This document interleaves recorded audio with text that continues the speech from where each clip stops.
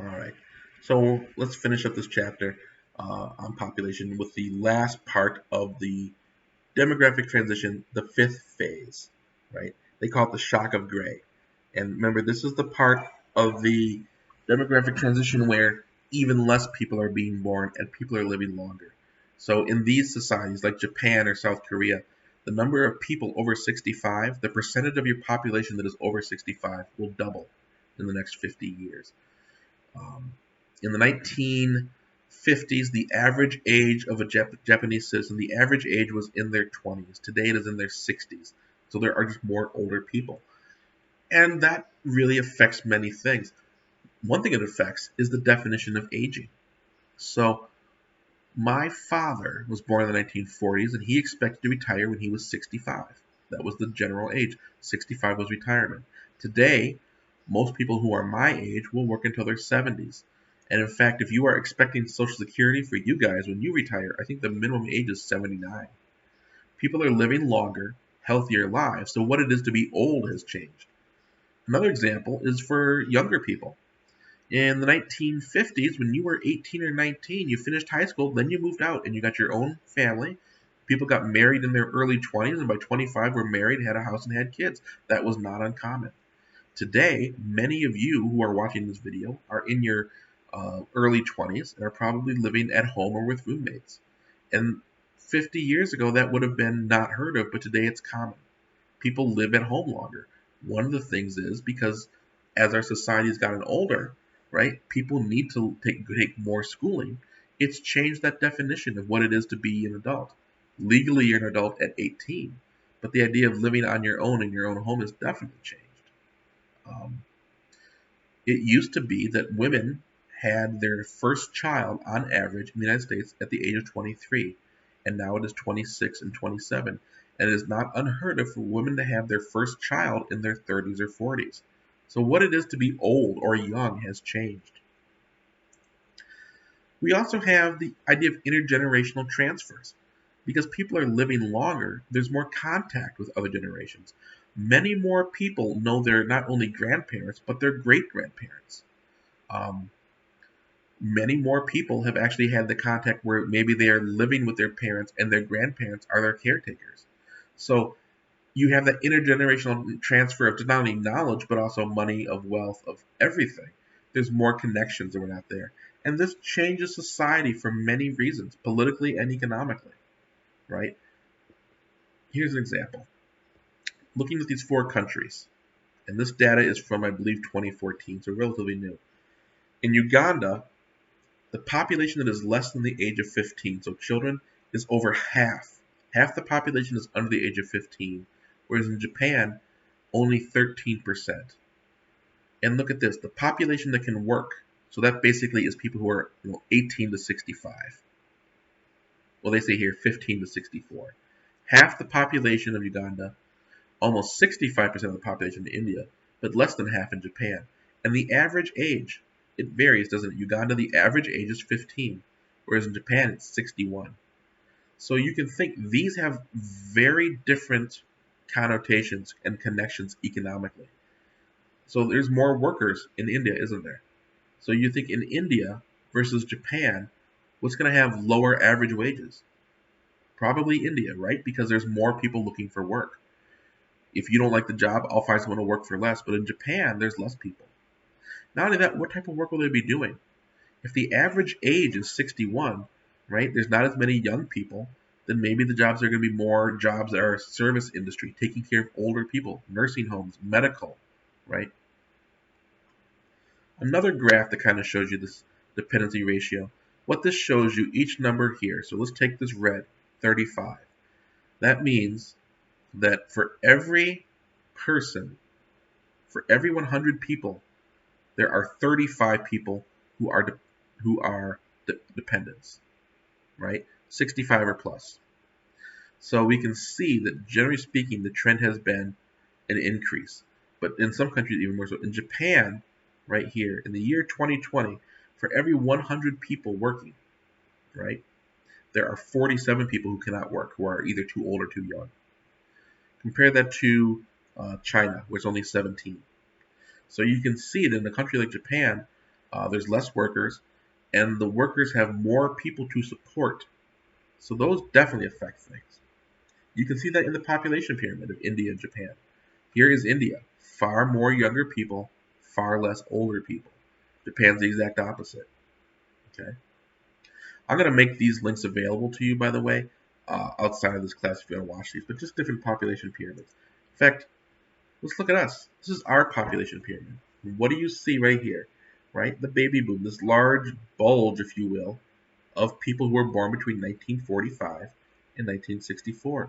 And then it drops, and then it rises, and then it drops. So here is the population increase, right? Here's another example. Populations can fall. So Russia, the population of Russia went through a huge crash in the 1990s. In 1991, Russia was a different country. It was the Soviet Union. It was communist Russia. But in 1991, it collapses. The government collapses. The economy collapses. And for about 5-10 years, it was chaos. Before 1991, all industry was owned by the state, by the government. By 1995, by 2000, that had changed. It was an open society. But in the meantime, there's a lot of chaos. People lost their work. And one of the things that happened was a lot of men began drinking hard. And with increased alcohol consumption, you have increased people dying from alcoholism and drunk driving. In fact, it's kind of interesting. In Russia, it's kind of a thing. When you buy a car, you also buy a dash cam because there's so many drunk driving accidents. You want to be able to have something to kind of record if someone hits you to be safe. So all of that transition, that chaos, right? It changed the fertility. People weren't having kids. If you don't know if you're going to be working at this job in the next year, if people are dying, there's less men for women to have babies with, it changes. But what's interesting is the population has come back. The country stabilized. It's not exactly a free country, but it's not like it was. And people now are having more children, mainly because there's more men living. Russia was very strict with regulating alcoholism and drunk driving laws and changing that. And so only a tiny little rebound. I think the rebound was as small as the average number of children going from 2.0 to 2.3, a very small change. But as living standards increased, it changed. Here's their population pyramid. And you can see there's a gap here. The population shrinks right here 25 years ago. Well, think about it. 2020, 25 years ago was 1995. So you can see right here where people stopped having children, or very few children. And now it's begun to increase again. So as we wrap this up, this whole concept of the demographic transition has interesting effects. There's opportunities and consequences for them, right? So phases 1 and 2 have very young populations, which can be very unstable, but it can also lead to economic growth. And in fact, the middle phases, you must have that economic growth to kind of temper out the potential instability. When you get to the later stages, populations have to figure out how do they handle this increasingly aging population, right? How do they account for this? Some interesting ways of doing it. One great example is Japan.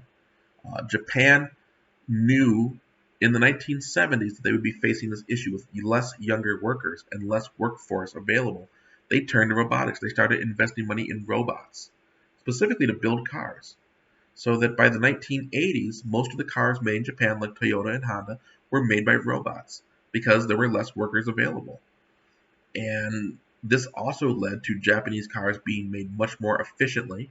Robots don't need lunch breaks. They don't call in sick. They don't make as many mistakes. So the cars were made better for lower cost, which made them much more competitive. When we look at how does this play out on the globe, what are some of the things we see? We see the countries that are graying, like the United States, Japan, where the population is getting older. We see the countries that are in the middle, that are growing economically in population. And then we see countries that are just beginning to enter this phase, where there is a lot of growth with their population. I want to end this lecture kind of looking at us. This is a projection of U.S. population beginning in 2015, based on 3 assumptions. So, remember at the very beginning of this chapter, we said our birth rate is pretty low and so is our death rate. But the population is still growing because people, for the most part, were still coming to the United States for work, for family, for life. So we have a lot of immigrants. This right here assumes three scenarios. If the amount of immigration continues at a 1% growth rate, which is not that bad, by the year 2050, our population will go here. If the amount of immigration is kept at a medium level, so it stays basically where it had been, we'll stay here. But if we stop all immigration to this country today, no people who you can't move here anymore, what'll happen is our population will level out in about the year 2035 and actually begin to start shrinking. Here's an example. This is a population right here that we would have in 2060. The green is if we have current immigration. And if we limit immigration completely, you can see right here, we would lose all of this growth. And this is young people. So look at that. We would have a huge drop in the amount of people who are working, providing. And what does that mean? That means there are less people here to provide for people here and here. That has serious issues. I would ask you to think about this, right? People who come to this country and immigrate, everyone who works in this country, for the most part, pays taxes. Whether they are a legal immigrant, a resident, whatever, it's very, very hard to work just for cash. A lot of people who are here maybe cannot be here legally, working under whatever methods. They're paying taxes, but they're not using those monies for benefit. You cannot get public aid like health care or food stamps unless you have a social security number, unless you are legally able to be here. So the people that many people are crying as illegal aliens are contributing to this country in large numbers and never take back from that. So if we were to cut out this huge section, that would put an even bigger strain on what we have now. I find that kind of fascinating that people don't want to address that issue. That is one of the things of demographics. And that is my political speech for you today. Thank you very much for Chapter 3. If along the way you guys have questions, I always strongly suggest, jot them down maybe on a notepad and either ask me in class next week or send me an email. I'd love to have some conversations with you on this. Thank you much, and I'll see you in Chapter 4.